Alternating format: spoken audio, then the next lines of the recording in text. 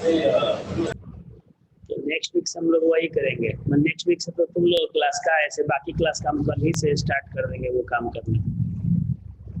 Yes. यहाँ पे बहुत सारा प्रॉब्लम है। एक तो इलेक्ट्रिसिटी का प्रॉब्लम, अभी देखो लाइट चला गया है और मेरा लैपटॉप जो है ना बैटरी इसका बहुत कमजोर हो गया है, कब बंद हो जाएगा कोई ठिकाना नहीं। एक मिनट बोलते जनरेटर चलाएगा सब तब ना, एक सेकंड बचाने का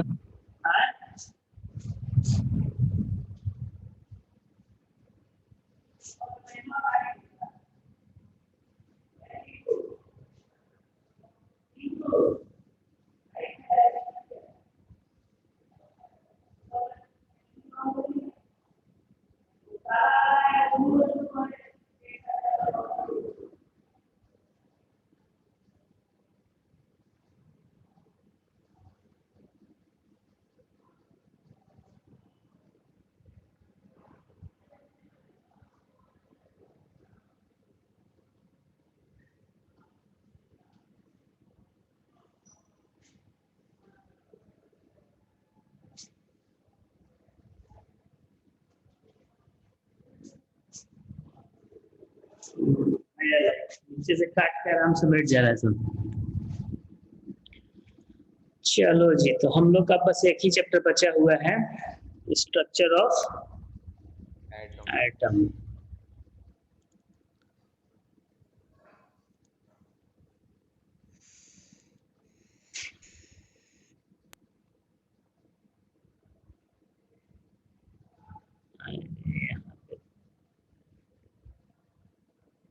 कल आया था एक बच्चा 9I का, तो पढ़ा रहे थे हम इस चैप्टर में क्या क्या पहले हम लोग को पढ़ना है।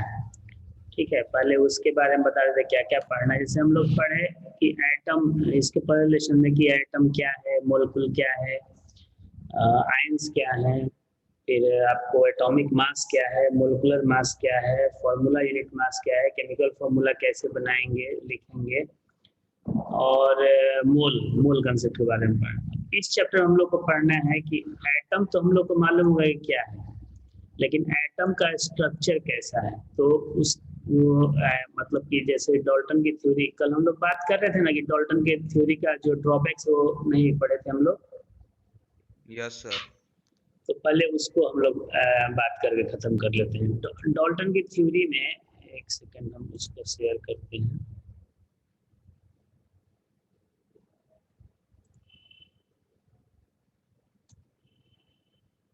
जितने पॉइंट्स है उसके हिसाब से हम लोग एक एक करके उसको डिस्कस कर लेंगे।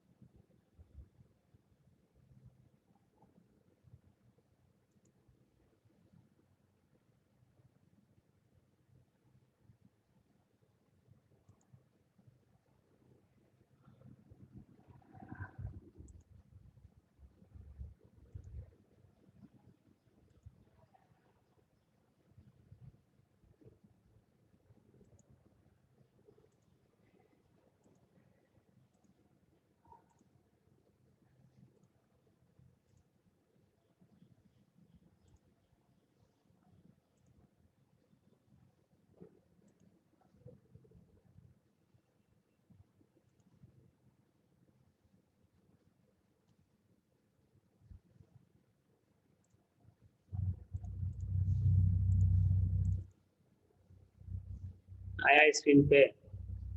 निशांत राज किस सेक्शन में है?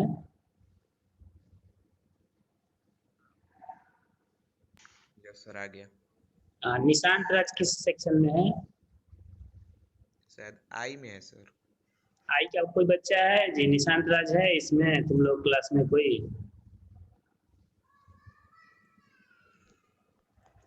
आई का कोई बच्चा सुन रहा है? Yes sir. निशांत राज है तुम लोग के सेक्शन में कोई?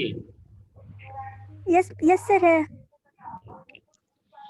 तो आपको देखो स्क्रीन पे दिख रहा होगा डाल्टन्स थ्योरी के पोस्टुलेट्स। यस सर, दिख रहा है। ओके। Yes, अब sir. आपको हम जैसे बता रहे थे कि इसमें जो जितने पॉइंट्स हैं उनको कैसे बाद में ये किया गया कि इसमें बहुत सारे गलत है। जैसे पहला पॉइंट है all matter is made of very tiny particles, these particles are called atoms. तो इसमें कोई दिक्कत नहीं है, हालांकि ये पहले से दूसरे साइंटिस्ट ने बताया हुआ था, तो इसमें डाल्टन ने कोई खास कंट्रीब्यूशन नहीं दिया, मतलब उनका ऐसा कुछ नहीं था कि ये पहली बार बताया गया तो पहले किसी को पता नहीं। दूसरा क्या है, atom can neither be created nor be destroyed in a chemical reaction. अब ये देखो, ये आप बहुत सारे बुक में देखोगे तो ये जो वर्ड है इन ए केमिकल रिएक्शन ये नहीं मिलेगा।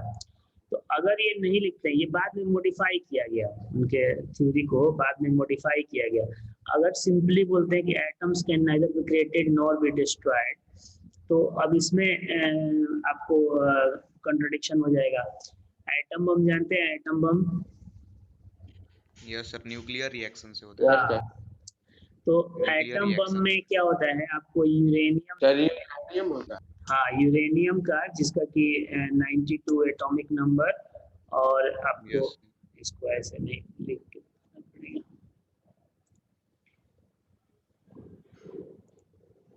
यूरेनियम जो है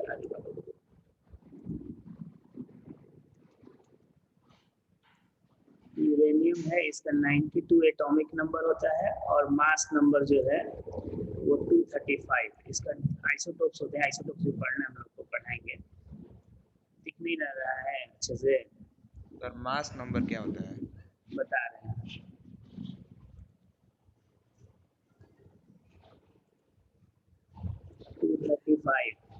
मास नंबर, जैसे एटम के अंदर, अभी हम लोग इसी लेसन में पढ़ेंगे कि एटम के अंदर इलेक्ट्रॉन, प्रोटॉन और न्यूट्रॉन होते हैं।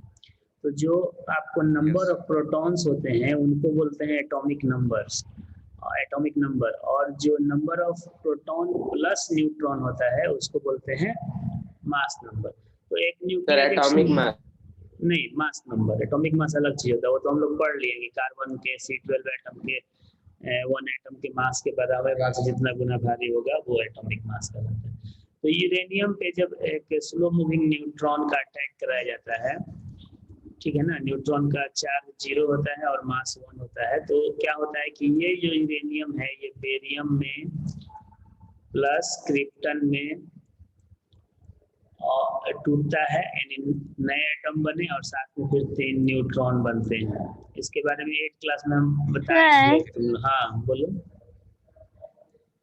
सर। एटम से भी तो छोटा होता है।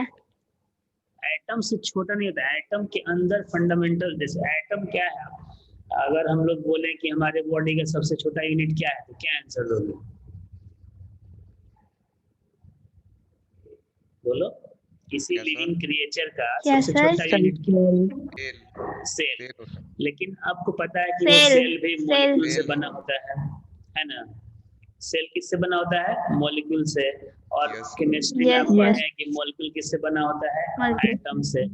तो नो डाउट हमारे बॉडी के लिए smallest structural and functional unit जो है उसको सेल का डेफिनेशन ही बोलते हैं कि cell is smallest structural of life, है ना? Yes sir. ये सबसे छोटा यूनिट तो आपको नो डाउट सेल ही होगा। लेकिन वो सेल का अगर हम लोग पूछे कि अब ये सेल चूंकि एक मैटर है तो मैटर का स्मॉलेस्ट यूनिट तो एटम होता है, तो एटम स्मॉलेस्ट यूनिट हो गया एग्जिस्टिंग मैटर के लिए। लेकिन एटम के अंदर में भी कुछ सब एटॉमिक पार्टिकल्स होते हैं और उन सब एटॉमिक पार्टिकल्स का नाम है इलेक्ट्रॉन, प्रोटॉन है, इलेक्ट्रॉन, प्रोटॉन, न्यूट्रॉन।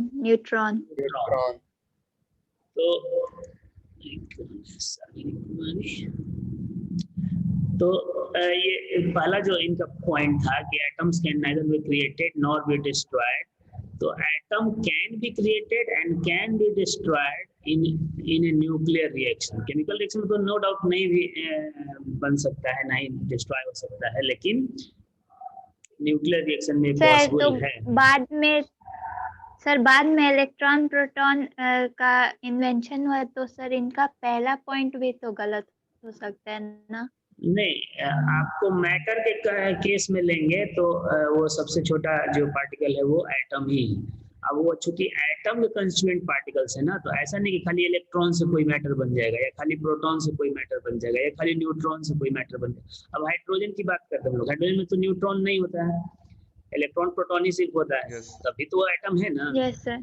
तो इसलिए basic Yes, sir. Constituent particle जो है स्मॉलेस्ट, वो एटम ही होता है। अब इनका दूसरा पॉइंट देखते हैं। ये कह रहे हैं कि all atoms of an element are identical in all respects including the mass, chemical properties etcetera. यानी कि अगर कोई एक एलिमेंट है, सपोज कि हम लोग हाइड्रोजन ले लिए, अब हाइड्रोजन के लाखों करोड़ों जितने भी एटम होंगे, उन सबका सब चीज सेम होगा, एटॉमिक नंबर सेम होगा, मास नंबर सेम होगा, चार्ज सेम होगा, एटॉमिक मास सेम होगा, शेप सेम होगा। लेकिन हम लोग क्या देखते हैं कि अगर जैसे हम लोग अभी देखे हैं इसमें, एक लिख रहे हैं हम यहाँ पे, जैसे ये है हमारा हाइड्रोजन, ठीक है। तो हाइड्रोजन का एक जो हाइड्रोजन है उसका आपको एटॉमिक नंबर 1 हो गया और मास हो गया, मास भी 1 ही हो गया, तो मास नंबर भी 1 ही हो गया। अब दूसरा हाइड्रोजन का एटम है, इसका एटॉमिक नंबर 1 है लेकिन मास नंबर 2 है, ठीक है। तीसरा हाइड्रोजन का एटम है जिसका कि एटॉमिक नंबर 1 है लेकिन मास नंबर 3 है, तो इसको बोलते हैं हम लोग प्रोटियम। इसको लिख देते हैं कि जो पहला वाला है इसको बोलते हैं प्रोटियम, दूसरा वाला जो है 2 वाला उसको बोलते हैं ड्यूट्रियम, और तीसरा जो है वो हो गया ट्राइटियम। तो आपको देखो कि तीनों हाइड्रोजन के ही एटम है, एलिमेंट तो सेम है ना, लेकिन इनके ये जो तो आइसोटोप्स है ना, हाँ वही बता रहे हैं कि आइसोटोप। हाँ बता रहे हैं।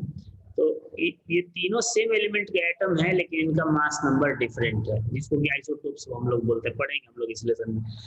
तो इनका जो ये थ्योरी था कि एक एलिमेंट के सारे एटम हर प्रकार से सेम होंगे, तो गलत हो गया ना, तो यहाँ पे गलत साबित हो गया। अब उसके बाद ये कहते हैं कि atoms of different elements have different masses and chemical properties. अब यहाँ पे हम लोग फिर एक एग्जांपल देखते हैं, जैसे ये है कार्बन, ठीक है, और ये है नाइट्रोजन। अब कार्बन जो है इसका एक एटम जो है उसका एटॉमिक नंबर 6 और मास नंबर 14 होता है। ऐसे कार्बन के भी 3 आइसोटोप होते हैं, C612, C613 और C614।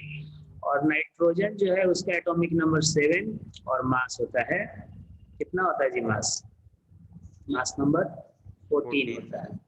तो आप देखो कि ये दोनों 2 एलिमेंट के एटम हैं, एक कार्बन का है और एक नाइट्रोजन का है, डिफरेंट एलिमेंट के एटम्स हैं और इनका मास नंबर सेम हो जाता है। यहाँ भी उनकी जो थ्योरी कर रही है कि different elements have different masses and chemical properties, तो वो गलत हो गया।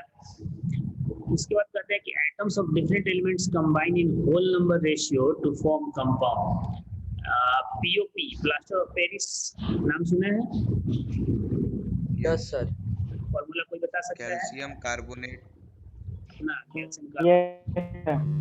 हाँ बोलो बोलो सर कैल्शियम कार्बोनेट और 1/2 कैल्शियम सल्फेट कैल्शियम सल्फेट और यस सर, और इसके अलावा इसमें कुछ और होता है यस सर, क्या? 1/2 1/2 क्या? हम लिख रहे हैं, देख देख के बोल रहे हैं। 1/2 H2O energy. Calcium sulphate hemihydrate, ये होता है आपका फॉर्मूला किसका? पीओपी का, यानी प्लास्टर ऑफ पेरिस का। Plaster of Paris. तो अब आप देखो कि ये कह रहे हैं कि सिंपल होल नंबर रेशियो में एटम्स जुड़ते हैं, कंपाउंड बनते हैं। ये 1/2 किसी भी एंगल से सिंपल होल नंबर रेशियो है क्या? ये जो हाफ हम लोग, ये तो फ्रैक्शन हो गया, तो ये भी थ्योरी जो है वो गलत हो गया। तो ये सब आपको ड्रॉबैक्स हैं इनके डाल्टन्स के थ्योरी के, जिसको कि हम लोग छूट गया था उस लेसन में। अब चूंकि हम लोग नेक्स्ट लेसन पढ़ना है, तो उसमें आपको सबसे पहले है कि एटम, जैसे अब एटम के अंदर क्या है, उनकी जो थ्योरी के एटम स्मॉलेस्ट पार्टिकल है, तो वो तो थ्योरी बहुत हद तक गलत हो गई। एटम तोड़ करके, सबसे पहले एटम किसने तोड़ा था पता है? क्या सर? क्लास लो। एटम को सबसे पहले किसने थोड़ा सा स्प्लिट किया था?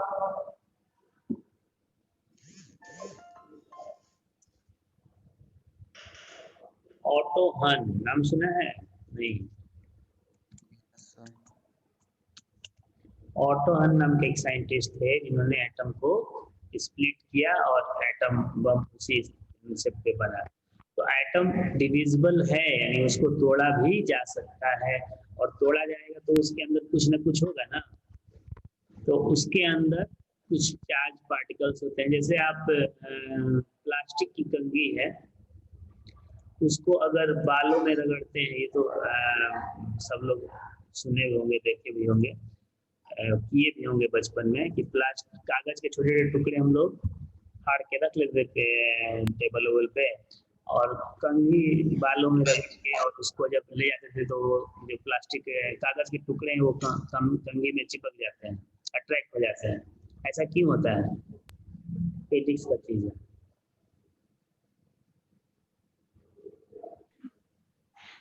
सर इलेक्ट्रिसिटी कारण। इलेक्ट्रिक चार्ज के कारण, क्योंकि जब बॉम्ब को हम लोग बालों में रगड़ते हैं तो उसमें चार्ज आता है। तो चार्ज कैसे आता है? जैसे आयंस पढ़ाए थे हम पिछले लेसन में, तो एटम पे चार्ज कैसे आता है? सर एटम्स इलेक्ट्रिकली न्यूट्रल होते हैं, वो प्रोटॉन और इलेक्ट्रॉन अगर टच करते हैं रिएक्शन तो पर चार्ज होता है सर।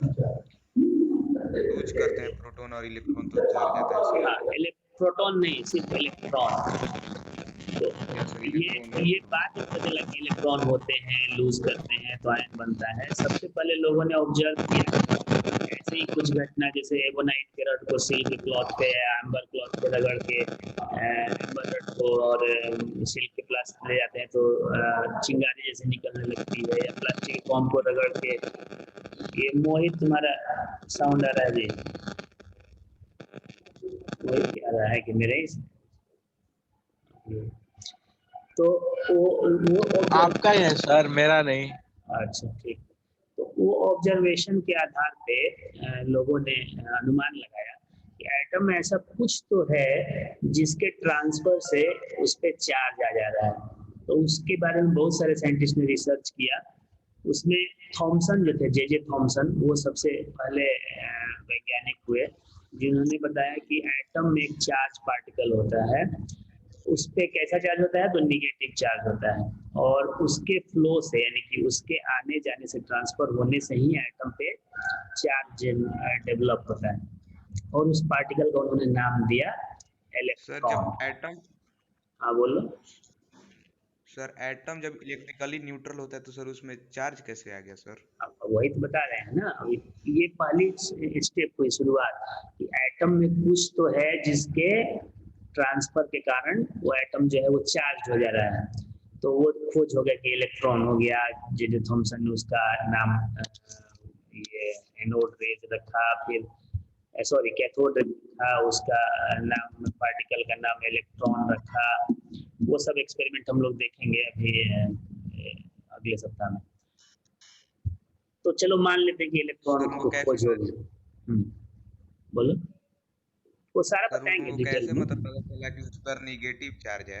हाँ वो पॉजिटिव बताएंगे, चार्ज वो भी क्यों हो बताएंगे, सकता है? सब डिटेल में बताएंगे। वो थॉमसन का जो कैथोड रे ट्यूब एक्सपेरिमेंट है वो बताएंगे, वीडियो भी दिखाएंगे। तो वो जो एक एस्टेब्लिश हो गया कि चलो भाई इसके अंदर में एक निगेटिव चार्ज पार्टिकल है जिसका नाम इलेक्ट्रॉन रखा। लेकिन एटम तो न्यूट्रल होता है। अगर एटम में सिर्फ एक निगेटिवली चार्ज पार्टिकल ही होगा तो एटम पे टोटल चार्ज क्या होना चाहिए? निगेटिव होना चाहिए। लेकिन एटम यस क्या सर। होता है? न्यूट्रल होता है। तो न्यूट्रल होता है तो उस निगेटिव को कैंसिल करने के लिए कोई ना कोई पॉजिटिव चार्ज भी होना चाहिए ना, तब ना वो जीरो होगा।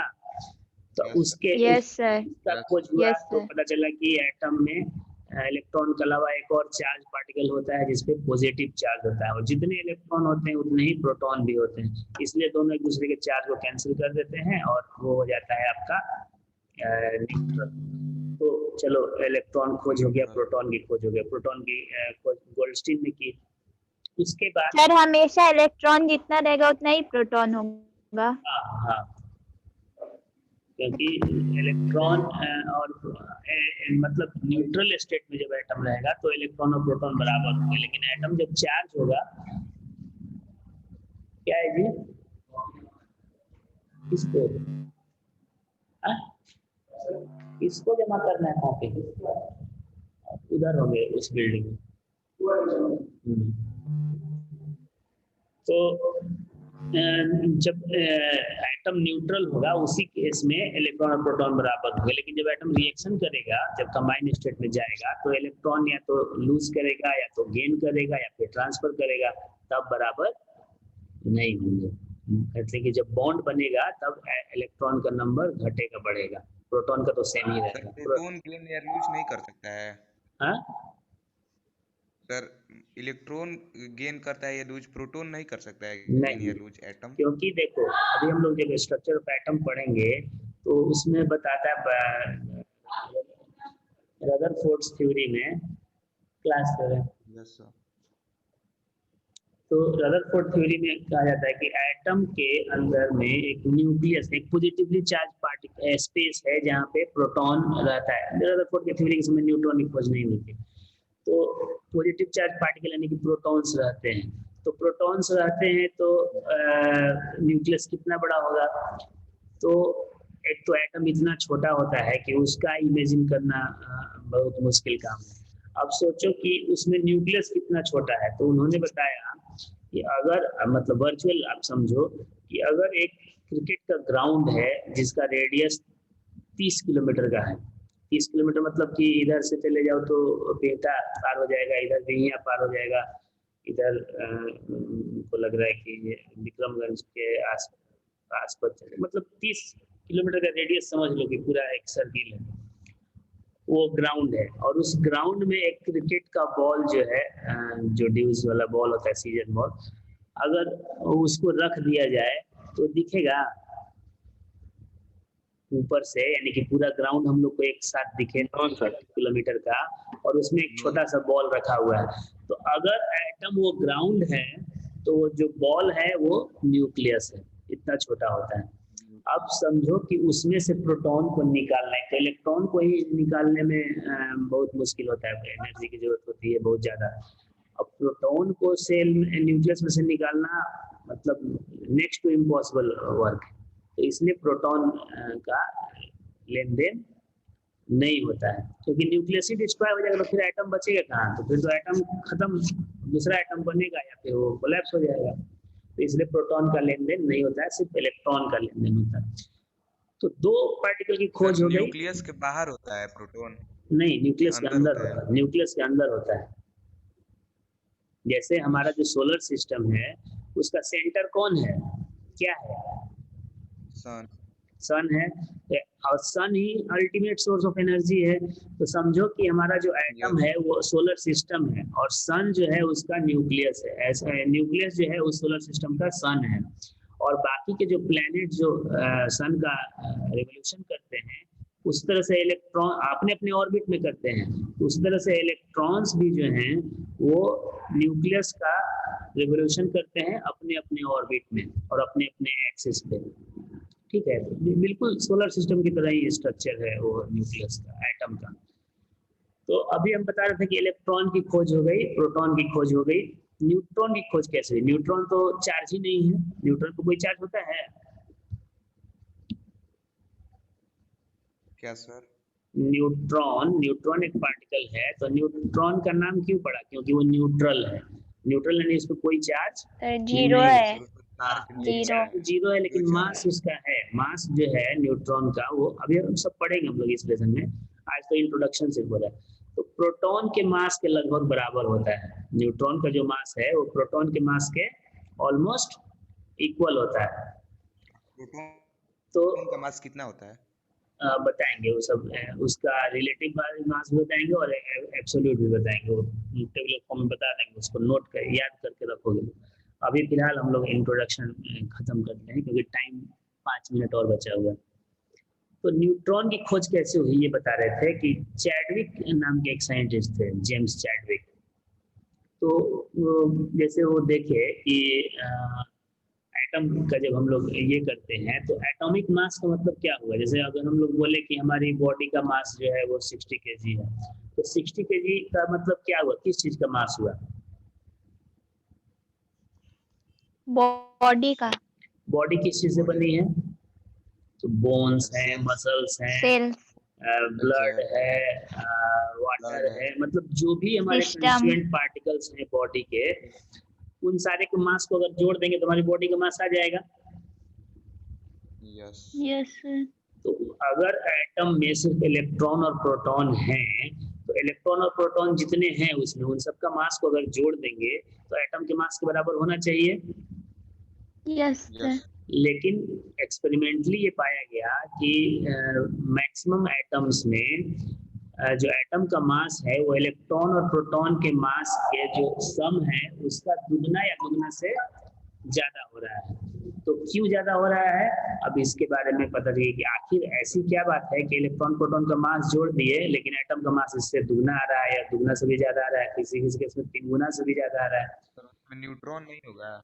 हाँ, तो उसी खोज में पता चला कि एटम के अंदर एक और पार्टिकल होता है जिसपे चार्ज कोई नहीं होता है लेकिन मास उसका प्रोटॉन के बराबर होता है, और इस तरह से खोज हुई न्यूट्रॉन की। तो आपको इस लेसन में सबसे पहले पढ़ना है discovery of electron, then discovery of proton and then discovery of neutron. अब ये 3 चीज हो गए, तब अलग अलग साइंटिस्ट ने। अच्छा, न्यूट्रॉन की खोज जो है बहुत बाद में हुई थी, किसी का ध्यान ही नहीं गया कि मास के ऊपर ध्यान दिया जाए कि मतलब मास इक्वल आ रहा है कि नहीं आ रहा है। एक्सपेरिमेंटली किया गया था हाँ कि उस पर चार्ज 0 होता है, न्यूट्रॉन का एक्सपेरिमेंटली प्रूव हुआ था। हाँ हाँ, बिल्कुल। जैसे अभी यूरेनियम वाला जो हम केस बताया तुम लोगों को, वो भी एक प्रूफ ही है कि चार्ज नहीं बढ़ रहा है और लेकिन मास जो है वो चेंज हो जा रहा है। जैसे यूरेनियम का जो फ्यूजन हुआ ना, यूरेनियम टूटा एटम, तो जो बना उसके सारे को मास और चार्ज को जोड़ेंगे तो मास तो आपको बढ़ जा रहा है न्यूट्रॉन के मास को जोड़ के, लेकिन जो चार्ज है वो एज इट इज रह रहा है, चार्ज घट बढ़ नहीं रहा है, यानी कि न्यूट्रॉन पे चार्ज कोई नहीं है। तो अब ये साइंटिस्ट पता करने में बिजी हो गए कि भाई इलेक्ट्रॉन, प्रोटॉन, न्यूट्रॉन रहते कैसे हैं एटम के अंदर, कहाँ कहाँ पे कौन रहता है। तो उसके बारे में बहुत सारे साइंटिस्ट ने, सबसे पहले इसमें कि थॉमसन ने अपना एक plum pudding model of atom दिया। प्लम पुडिंग का मतलब जैसे क्रिसमस का जो केक वेक बनता है ना, या मान लो हम लोग का एक इंडियन स्टडी में उसको वाटरमेलन मॉडल भी कहते हैं। उन्होंने कहा कि एटम जो है कि स्फेरिकल शेप है, उसमें पूरा जो है स्फीयर बना है, जैसे तरबूज है वाटरमेलन, तो तरबूज में ज्यादा पार्ट क्या होता है? पिंक ना, तरबूज का जो पार्ट है अंदर का, तो मैक्सिमम पार्ट वो जो है पिंक कलर का है, और उसमें जो बीज होते हैं तरबूज के सीड्स वो ब्लैक या ब्राउन कलर के होते हैं। तो वो उन्होंने कहा कि जो पूरा जो पिंक पार्ट है वो स्फीयर है, वो बना हुआ है प्रोटॉन से, यानी एटम जो है स्फेरिकल है वाटरमेलन की तरह, जिसमें कि आपको जो पिंक पार्ट है वो प्रोटॉन को डिनोट कर रहा है, और जो सीड्स हैं जो कि आपको उसके अंदर में लगेगी इम्बेड किए हुए हैं, किसी ने डाल दिया है, तो वो जो सीड्स हैं वो इलेक्ट्रॉन को डिनोट करते हैं। और उन्होंने ये भी कहा कि जितने इलेक्ट्रॉन हैं उतने ही प्रोटॉन हैं, इसीलिए एटम पे चार्ज 0 होता है। उस समय तो न्यूट्रॉन की खोज नहीं हुई थी, तो इसलिए इलेक्ट्रॉन प्रोटॉन की सिर्फ बात हुई। लेकिन क्या ये संभव है कि इलेक्ट्रॉन जैसे प्रोटॉन है पॉजिटिवली चार्ज, उसके अंदर इलेक्ट्रॉन को इम्बेड कर दिया जाएगा? तब तो प्रोटॉन का चार्ज बढ़ जाएगा, तो शॉर्ट सर्किट नहीं हो जाएगा? अगर हम लोग गर्म वायर में ठंडा वायर को जोड़ दें, शॉर्ट सर्किट होगा? Yes sir. तो क्या होगा? उसी तरह ये तो माइक्रो लेवल की बात हो गई। हम लोग माइक्रो लेवल की बात करें, मतलब बहुत स्मॉल लेवल की है, तो उस केस में क्या होगा कि एटम जो है वो कोलैप्स कर जाएगा, यानी वो स्ट्रक्चर पॉसिबल नहीं है। तो उनका जो अब 30 सेकंड बच गया है, हम लोग आज इसको यहीं पे खत्म करते हैं। नेक्स्ट वीक हम लोग स्टार्ट करेंगे पूरा डिस्कवरी ऑफ इलेक्ट्रॉन से।